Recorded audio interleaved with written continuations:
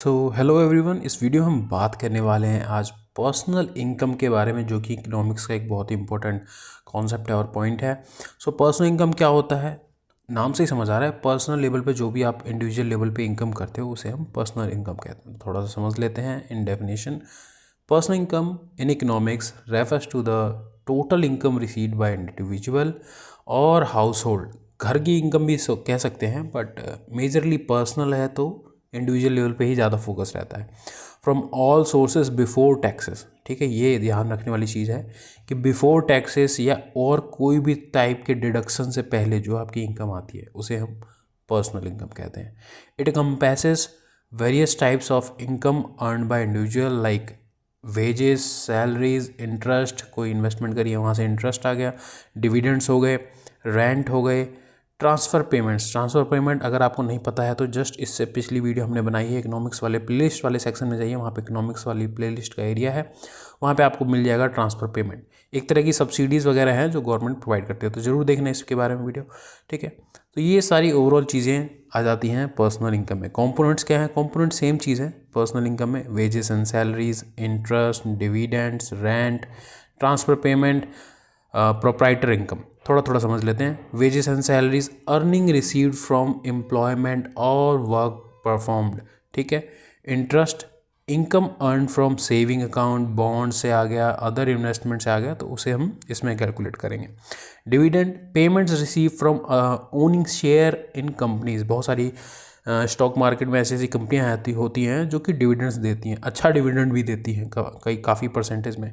वहाँ से आपका इनकम हो जाता है, उसे भी कैलकुलेट किया जाता है। रेंट आ जाता है, चाहे आप कोई ज़मीन लीज पे दी है या फिर प्रॉपर्टी और कोई भी लैंड रेंट पे दे रखा है, या फिर ऐसा भी हो सकता है कि आपने कई सारे रूम्स बना दिए हैं वहाँ पे, रेंट पे दे रखे हैं रूम्स या फिर घर को, ठीक है।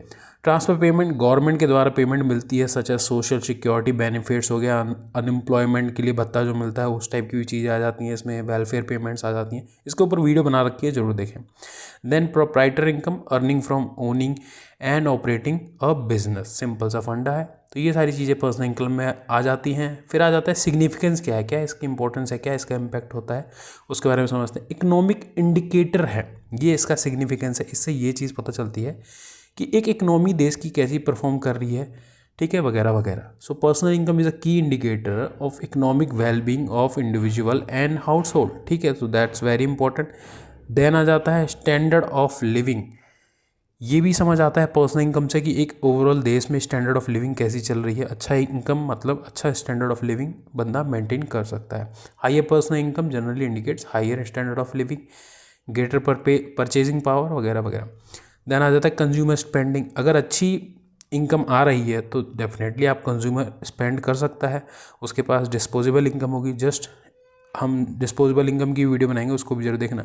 Then personal income influences the consumer spending which drives economic growth and affects demand for goods and services, ठीक है।